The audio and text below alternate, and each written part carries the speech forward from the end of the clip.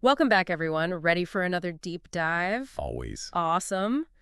Today, we're taking a closer look at the life and legacy of Pablo Escobar. Oh, this should be interesting. I know, right? Escobar was a complex figure, Okay. notorious drug lord, yeah. Absolutely. But some people saw him as, get this, a folk hero. Built schools, hospitals, but at the same time, ordered countless assassinations. Yeah, it's a real head-scratcher how he managed to, how do you say, straddle those two worlds. It's like he was two different people. Totally. It's wild. To understand how he got to that point, I guess we need to go back to the beginning. Right. Back to his roots. His roots in Colombia starts off in the late 1940s Okay. and paints a picture of Colombia during a period called La Violencia. Intense violence. Intense, yeah. Almost like a civil war. Right. Political and social unrest, the whole country was just ripped apart. And this is the backdrop against which Escobar is born in 1949. I see. So this La Violencia, it really shaped everything, didn't it? Oh, yeah, for sure. It created this whole atmosphere of lawlessness and, well, impunity. Right. Which, allowed someone like Escobar to thrive. It makes you question that whole rags to riches story, doesn't it? Yeah, the one he always told. Right, right. Because the video actually paints a different picture. A very different picture. They make it clear that his family was actually middle class. Middle class, huh? Yeah, they owned land, livestock even. And get this, they had running water in their home. Wow. Running water back then, that was a big deal. Huge deal. So not exactly the impoverished upbringing that he claimed. It's interesting how he wanted people to see him as this, self-made man. Right, like he pulled himself out of poverty by his bootstraps. Exactly. But, well, the reality is a bit more nuanced, isn't it? Definitely more nuanced. I mean, even with a somewhat privileged background, he drops out of school early. Driven by ambition, though, you have to admit. Intense ambition. Like he was constantly searching for a way to, I don't know, make his mark on the world. I guess the legitimate paths weren't exciting enough for him. Huh. Maybe not. The video talks about how he got his start in crime pretty early. Petty theft, smuggling. He even dabbled in car theft. Sounds like he was testing the waters, right? Seeing what stuck. Totally. Yeah. Always pushing the boundaries, looking for the big score. And, well, he found it with cocaine. Cocaine. The profits were enormous. And the risks were even greater. I mean, this is where his ruthlessness starts to, really show. Yeah, plata o plomo, right? Right. Silver or lead. Cooperate. Get rich. Refuse. Face the consequences. It wasn't just a saying with him, though. It was how he operated. Eliminating rivals, instilling fear. And yet he was also building schools and hospitals, even housing projects, especially in the poor neighborhoods. So on one hand, terrorizing people, and on the other, helping them. It's like he wanted to project this image of a, benevolent dictator, providing for his people, but also demanding absolute obedience. It's a pretty classic tactic when you think about it. Control through fear, but also through favors. And, it worked for a while anyway. I mean, he did create a powerful network of loyal supporters. Yeah. People who overlooked the brutality because they benefited from the generosity, let's call it. Yeah, I mean, it makes you wonder about the psychology of it all.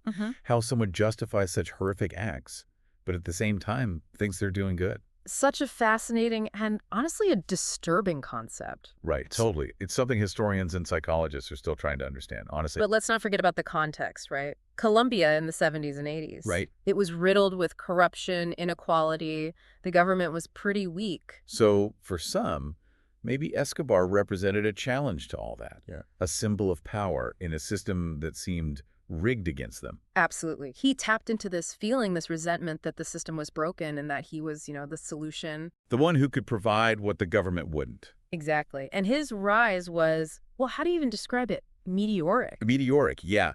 I mean, in the blink of an eye, he went from small-time criminal to the head of the Medellin cartel. One of the most powerful criminal organizations the world had ever seen. And his smuggling operations, they were insane. They spanned continents. I mean, planes, submarines, even remote-controlled speedboats. If it could move cocaine, he used it. He used it, yep. And this is when I think the U.S. really starts to pay attention. Right. They'd been dealing with the drug trade for years, but, well, Escobar's empire took it to another level. So in 1979, they signed a treaty with Colombia. A treaty.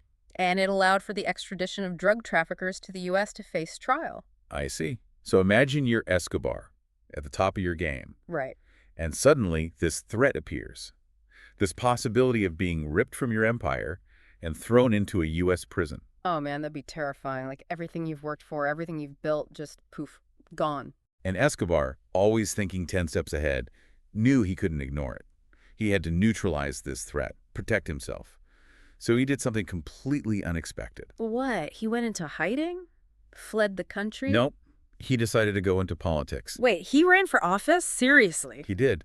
And in 1982, Pablo Escobar, head of the Medellin cartel, the cocaine kingpin, was elected to Congress.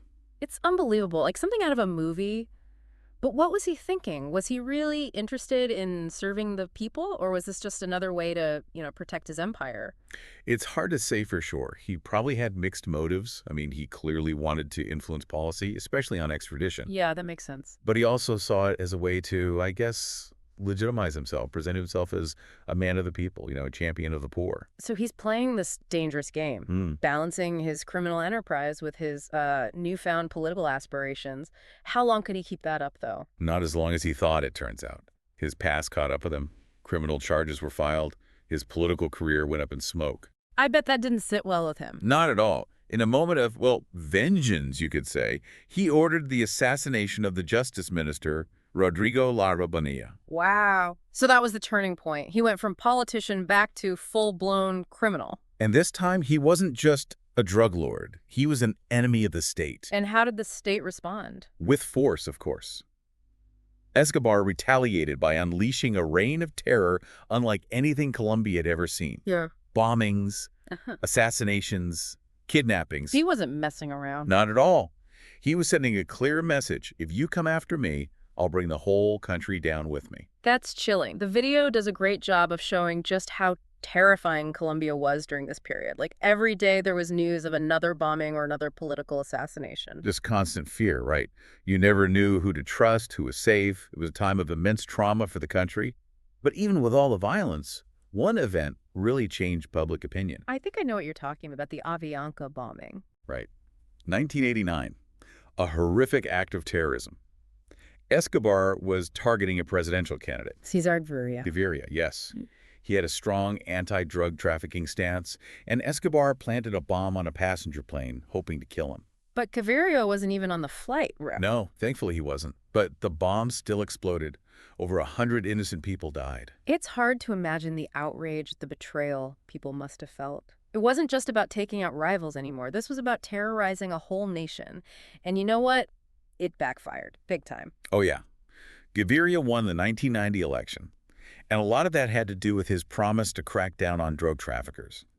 Escobar had pushed too far. He was facing a new enemy, one that was a lot more determined, and the public, they weren't on his side anymore. So what does Escobar do? How does he respond to all this? Well, that's where things take another unexpected turn, and that's a story for the next part of our deep dive. So yeah, we left off with Escobar in a tight spot. He had really painted himself into a corner. The political move had backfired. Totally backfire.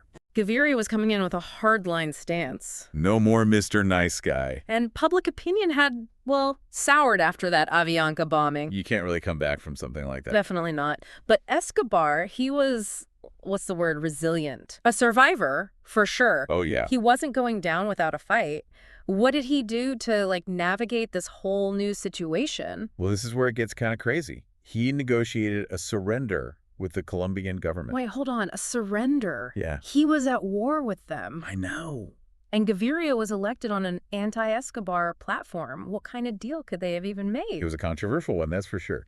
In 1991, Escobar agrees to surrender, goes to prison. Okay. But, and this is the kicker, he was allowed to build his own prison. You're messing with me, right? Nope, not at all. It was called, get this, La Catedral. La Catedral. And it was basically more like a luxury resort than an actual prison. Jacuzzi, disco, full-size soccer field, even a waterfall. Are you serious? This is insane. He got to have visitors, make phone calls. All of it.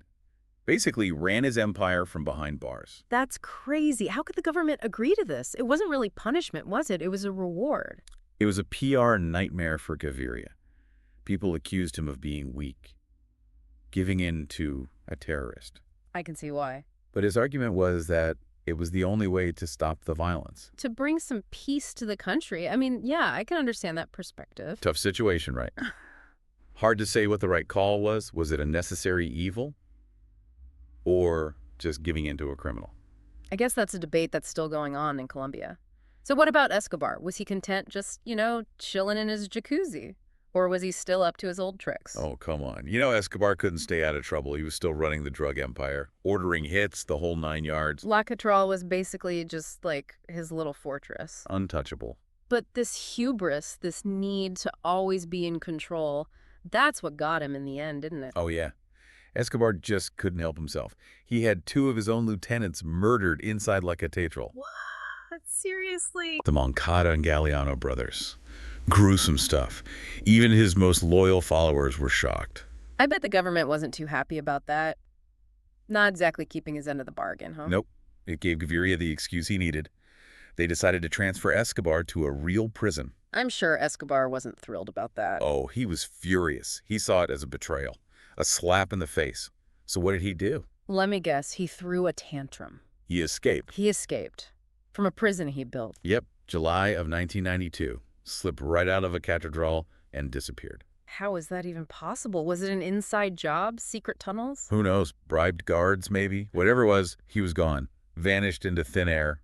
Back to the Colombian countryside. So he's a fugitive again, but this time it's different, right? He's lost everything. Nothing left to lose. He was a dangerous man. And the manhunt, well, it went into overdrive. The Colombian government was going all out this time. Absolutely. Full-on war. They had help from the U.S. too, didn't they? Oh, yeah, they were working together. Formed this elite unit called the Search Block. Wiretaps, informants, everything they could get their hands on. They wanted Escobar, dead or alive. But Escobar, he was a slippery guy. He knew those mountains like the back of his hand, and he still had people protecting him, right? Loyal supporters. They mentioned in the video how the Search Block would get close, find his hideouts, but he'd always be gone. Just these little clues left behind. Like what?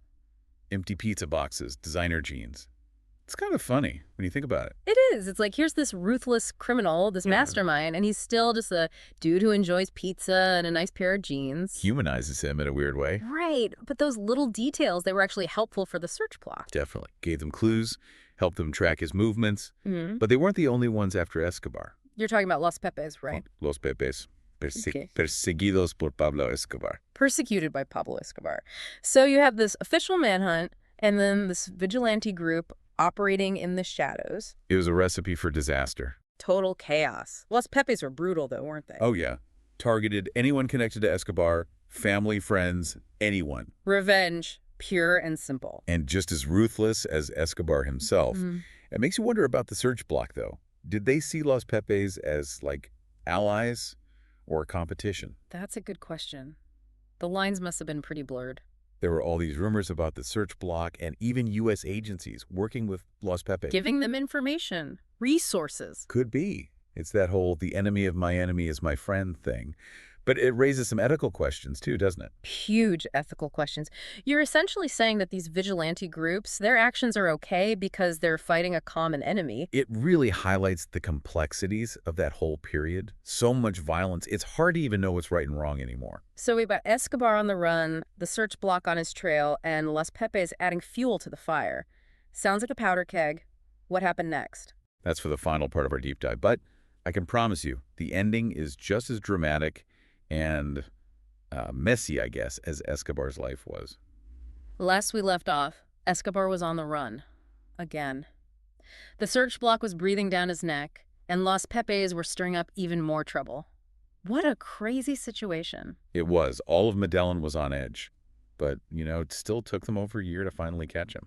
Over a year. Wow. But in the end, wasn't it his own need to, stay connected that did him in? Yeah, in a way, he got sloppy, needed that sense of normalcy. Remember those phone calls we talked about? The ones the search block was tracking? Exactly. They had all this new tech, and Escobar was getting more and more paranoid. He knew they were closing in, but he just couldn't resist talking to his family, especially his son. And, well, that was his downfall. So they found him because of a phone call. That's kind of anticlimactic, isn't it? You'd think so, but there's actually a twist. It wasn't just any agent who intercepted the call. It was Hugo Martinez Jr., the search block commander's son. No way. What are the odds? Crazy, right? He was working with a team using all this new tech to analyze phone signals. Yeah. And he managed to pinpoint Escobar's location. So it was family drama that brought down the kingpin. I love it. It's a pretty wild story, yeah. And get this, it wasn't some super secret hideout. They tracked him to a regular house in Medellin, a middle-class neighborhood. Seems like he was trying to blend in. Oh, wow. From a luxury prison to, like, suburbia, what a fall from grace. So how did it actually go down? Shootout? Standoff? On December 2nd, 1993, the search block, they surrounded the house. Escobar knew he was trapped, tried to make a run for it, across the rooftops, but he was shot and killed. I remember those pictures, him lying dead on that rooftop. It was the end of an era. It was, and in Colombia, the reaction was, well, mixed. I can imagine. Relief. For some, yeah, a huge weight lifted, but for others, it was different. They still saw him as a hero.